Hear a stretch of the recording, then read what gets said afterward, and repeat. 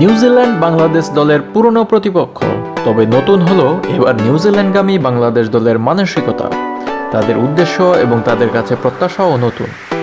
গত বিশ্বকাপ থেকেই ক্রিকেট বিশ্বে বাংলাদেশের পরিচয়টা অন্যরকম। অস্ট্রেলিয়া নিউজিল্যান্ডে বিশ্বকাপ খেলে এসেই ঘরের মাঠে বাংলাদেশের শক্তিমত্তা হয়ে ওঠে। 2015 সালের এপ্রিল থেকে এ পর্যন্ত 18টি ওয়ানডে খেলে 13টিতেই জয়। সামনে পড়া কোনো দলেই স্বস্তি পায়নি। পাকিস্তানকে ওয়ানডেতে ডবল ধোলাই করে শুরু, সর্বশেষ ইংল্যান্ডের বিপক্ষে হারা ওয়ানডে সিরিজেও একটা জয় ছিল। এই সিরিজের উজ্জ্বলতম দিক ইংল্যান্ডকে টেস্টে হারানো। ঢাকা টেস্টের ওই জয়টি সহ গত 19 মাসের টেস্টেও অন্য বাংলাদেশকেই দেখা গেছে। 7 টেস্ট খেলে 4টিতে ড্র, 1টিতে জয় ও 2টি হার। ওয়ানডের পারফরমেন্সকে টেস্টের সঙ্গে হয়তো মেলানো যায় না, তবে ওয়ানডের সাফল্যজাত আত্মবিশ্বাস যে সাদা পোশাকের ক্রিকেটেও সঞ্চারিত হতে পারে তার প্রমাণ দিয়েছে নতুন এই বাংলাদেশ। নিউজিল্যান্ড সফরে বাংলাদেশ দলের লক্ষ্য নতুন। গত বিশ্বকাপের পর থেকে পাওয়া সাফল্যগুলো সব দেশের মাটিতে। অনেকে বলেছেন দেশের মাটিতে যত ভালোই খেলুক, বাংলাদেশকে আসল চ্যালেঞ্জটা নিতে হবে বিদেশের মাটিতে। সেই চ্যালেঞ্জ নিতেই দলের একটা অংশ কাল রাত অস্ট্রেলিয়ার উদ্দেশ্যে দেশ ছেড়েছে। অন্যরা যাবে কাল। অস্ট্রেলিয়ার সিডনিতে 9 দিনের প্রস্তুতি ক্যাম্প হবে নিউজিল্যান্ড সফর সামনে রেখে।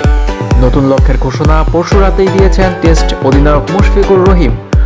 অবশ্যই এটা একটা নতুন চ্যালেঞ্জ, তবে বিশ্বকাপে সেখানে আমরা ভালো খেলেছি, সেটা নিশ্চয়ই আত্মবিশ্বাস যোগাবে। আমাদের নতুন লক্ষ্য বিদেশের মাটিতে ধারাবাহিকভাবে খেলা। লক্ষ্য পূরণে ব্যাটসম্যানদের দায়িত্বটাই বেশি দেখেছেন বিপিএল এর 5ম সেরা ব্যাটসম্যান। আমরা আসল চ্যালেঞ্জের মুখোমুখি হব যখন ব্যাটিংয়ে নামব। নিউজিল্যান্ডের বোলারদের সুইং সামলানোটাকেই বড় চ্যালেঞ্জ মনে করছি। ব্যাটসম্যানরা সম্মিলিতভাবে চেষ্টা করলে সফরটা ভালো হবে ইনশাআল্লাহ। ব্যাটসম্যানদেরই একজন ইমরুল কায়েসের কণ্ঠে আত্মবিশ্বাস, অচেনা কন্ডিশন জয় করতে পারলে নতুন লক্ষ্য পূরণও অসম্ভব নয়। এ সফর আমাদের জন্য বিরাট চ্যালেঞ্জ। নিজেদের প্রমাণের অনেক কিছু আছে। দেশে ভালো খেললেও দেশের বাইরে আমরা এখনো ততটা ভালো খেলতে পারিনি। মুখে যতই বলি ভালো ক্রিকেট খেলবো, ওখানে গিয়ে ভালো না খেললে লাভ নেই। আশা করি কন্ডিশনের সঙ্গে খাপ খাইয়ে আমরা সেটা পারবো। বাংলাদেশ দল নিউজিল্যান্ডে সর্বশেষ ম্যাচ খেলেছে 2015 বিশ্বকাপে, তবে দ্বিপাক্ষিক সিরিজ খেলতে 2010 সালের পর আর নিউজিল্যান্ডে যাওয়া হয়নি। 6 বছর আগের সেই সফরে ইমরুলের আছে একটা সুখ স্মৃতি, যে ক্রাইস্টচার্চ। এবার প্রথম ওয়ানডে 2010-এর সফরের শেষ ওয়ানডেতে হয়েছিল সেখানেরই আরেক মাঠে। তাতে সেঞ্চুরি করেছিলেন বাঁহাতি এই ওপেনার। তবে সুখের হলেও ইমরুল সেই স্মৃতি আঁকড়ে থাকতে রাজি নন। 6 বছরে অনেক কিছু বদলে গেছে, ওটা নিয়ে ভাবতে গেলে হবে না। এখন নতুন করে সবকিছু শুরু করতে হবে। দক্ষিণ আফ্রিকা সিরিজের পর থেকেই বাজে সময় যাচ্ছে সৌম্য সরকারের। আন্তর্জাতিক ক্রিকেটের পর বিপিএলও ভালো যায়নি। অস্ট্রেলিয়ার ক্যাম্পে তার প্রথম লক্ষ্যই থাকবে নিজেকে ফিরে পাওয়ার চেষ্টা। ওখানে যত বেশি সম্ভব অনুশীলন করা যায়, এটাই লক্ষ্য।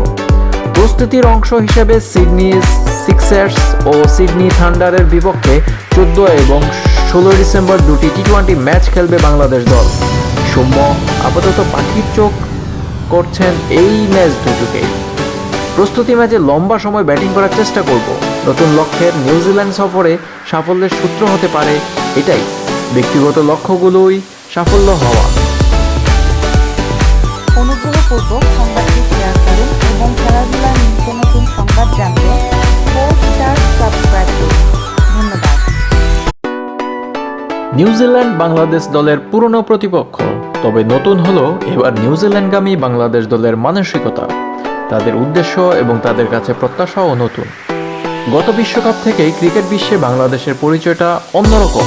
অস্ট্রেলিয়া নিউজিল্যান্ডে বিশ্বকাপ খেলে এসেই ঘরের মাঠে বাংলাদেশের শক্তিমত্তা হয়ে ওঠে। 2015 সালের এপ্রিল থেকে এ পর্যন্ত 18টি ওয়ানডে খেলে 13টিতেই জয়। সামনে পড়া কোনো দলেই স্বস্তি পায়নি। পাকিস্তানকে ওয়ানডেতে ডবল ধোলাই করে শুরু, সর্বশেষ ইংল্যান্ডের বিপক্ষে হারা ওয়ানডে সিরিজেও একটা জয় ছিল। এই সিরিজের উজ্জ্বলতম দিক ইংল্যান্ডকে টেস্টে হারানো।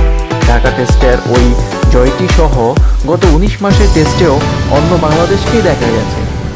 7 টেস্ট খেলে 4টিতে ড্র, 1টিতে জয় ও 2টি হার। ওয়ানডের পারফরমেন্সকে টেস্টের সঙ্গে হয়তো মেলানো যায় না, তবে ওয়ানডের সাফল্যজাত আত্মবিশ্বাস যে সাদা পোশাকের ক্রিকেটেও সঞ্চারিত হতে পারে তার প্রমাণ দিয়েছে নতুন এই বাংলাদেশ। নিউজিল্যান্ড সফরে বাংলাদেশ দলের লক্ষ্য নতুন, গত বিশ্বকাপের পর থেকে পাওয়া সাফল্যগুলো সব দেশের মাটিতে। অনেকে বলেছেন দেশের মাটিতে যত ভালোই খেলুক বাংলাদেশকে আসল চ্যালেঞ্জটা নিতে হবে বিদেশের মাটিতে। সেই চ্যালেঞ্জ নিতেই দলের একটা অংশ কাল রাত অস্ট্রেলিয়ার উদ্দেশ্যে দেশ ছেড়েছে, অন্যরা যাবে কাল। অস্ট্রেলিয়ার সিডনিতে 9 দিনের প্রস্তুতি ক্যাম্প হবে নিউজিল্যান্ড সফর সামনে রেখে। নতুন লক্ষ্যের ঘোষণা পরশু রাতেই দিয়েছেন টেস্ট অধিনায়ক মুশফিকুর রহিম। অবশ্যই এটা একটা নতুন চ্যালেঞ্জ, তবে বিশ্বকাপে সেখানে আমরা ভালো খেলেছি, সেটা নিশ্চয়ই আত্মবিশ্বাস যোগাবে। আমাদের নতুন লক্ষ্য বিদেশের মাটিতে ধারাবাহিকভাবে খেলা। লক্ষ্য পূরণে ব্যাটসম্যানদের দায়িত্বটাই বেশি দেখেছেন বিপিএল এর 5ম সেরা ব্যাটসম্যান। আমরা আসল চ্যালেঞ্জের মুখোমুখি হব যখন ব্যাটিংয়ে নামব নিউজিল্যান্ডের বোলারদের সুইং শাখাতে। তবে দ্বিপাক্ষিক সিরিজ খেলতে 2010 সালের পর আর নিউজিল্যান্ডে যাওয়া হয়নি। 6 বছর আগের সেই সফরে ইমরুলের আছে একটা সুখ স্মৃতি, যে ক্রাইস্টচার্চ। এবার প্রথম ওয়ানডে 2010-এর সফরের শেষ ওয়ানডেতে হয়েছিল সেখানেরই আরেক মাঠে। তাতে সেঞ্চুরি করেছিলেন বাঁহাতি এই ওপেনার। তবে সুখের হলেও ইমরুল সেই স্মৃতি আঁকড়ে থাকতে রাজি নন। 6 বছরে অনেক কিছু বদলে গেছে, ওটা নিয়ে ভাবতে গেলে হবে না, এখন নতুন করে সবকিছু শুরু করতে হবে। দক্ষিণ আফ্রিকা সিরিজের পর থেকেই বাজে সময় যাচ্ছে সৌম্য সরকারের। সামলানোটাকেই বড় চ্যালেঞ্জ মনে করছি। ব্যাটসম্যানরা সম্মিলিতভাবে চেষ্টা করলে সফরটা ভালো হবে ইনশাআল্লাহ। ব্যাটসম্যানদেরই একজন ইমরুল কায়েসের কণ্ঠে আত্মবিশ্বাস, অচেনা কন্ডিশন জয় করতে পারলে নতুন লক্ষ্য পূরণও অসম্ভব নয়। এ সফর আমাদের জন্য বিরাট চ্যালেঞ্জ। নিজেদের প্রমাণের অনেক কিছু আছে।